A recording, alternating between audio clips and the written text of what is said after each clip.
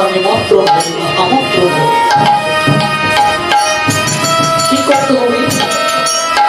মহাপ্রভু বললে বিতর্ক মানে আলাদাভাবে আমন্ত্রণ নিমন্ত্রণ করতে হবে।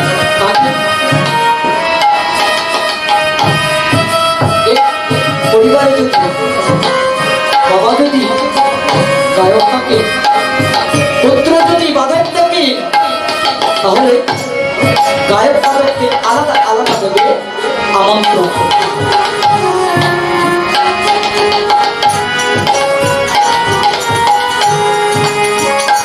এবার মহাপ্রভু বললেন, মা সীতা ঠাকুরানী তুমি এক কাজ করো, মহাযজ্ঞের জন্য ব্রতী হয়েছ, তাহলে তুমি কি করতে হবে?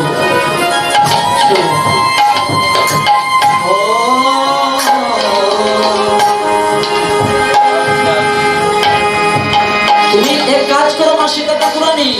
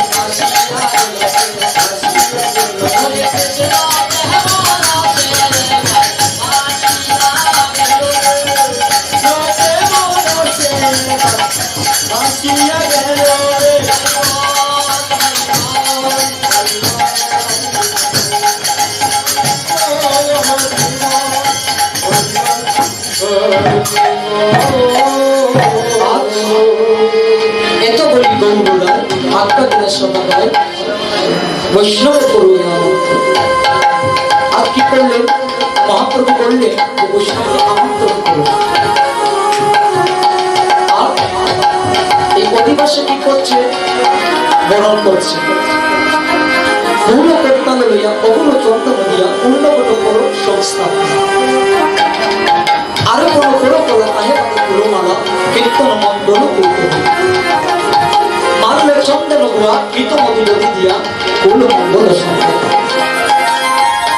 না মহাপ্রভু বললেন এই অধিবাস কীর্তনটা হবে সন্ধ্যাকাল হইব, কিন্তু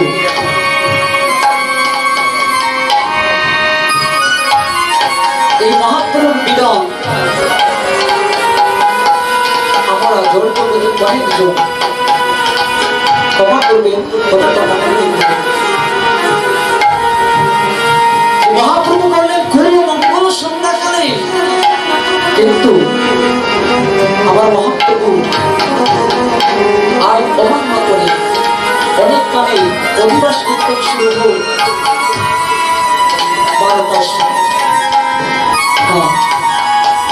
মহাপ্রভু বিধানিতে বলে দিয়েছে যে কোন মঙ্গল সন্ধ্যাকালে দিবানিশীর মিলন যখন দিবার অবসান যাবে সন্ধ্যা নেমে আসবে তখনই আমার প্রভু সেই অধিবাস কীর্তন হয়ে যেতে হয়। আজ মহাপ্রভু বলছেন মা সীতাকা প্রাণী কি করতে হবে তোমাকে,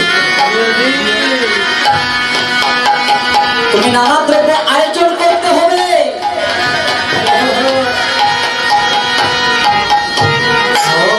ওরে নানা দ্রব্য আয়োজন করি করে ওরে নানা দ্রব্য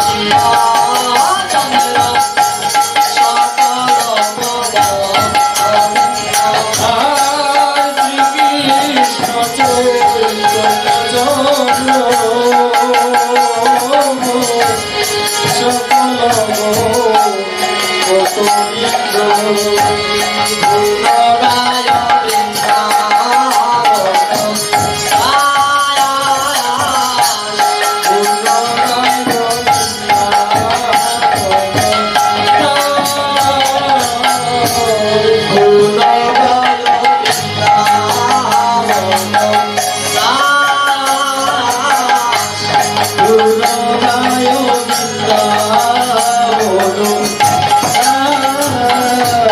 আজ মহাপ্রভু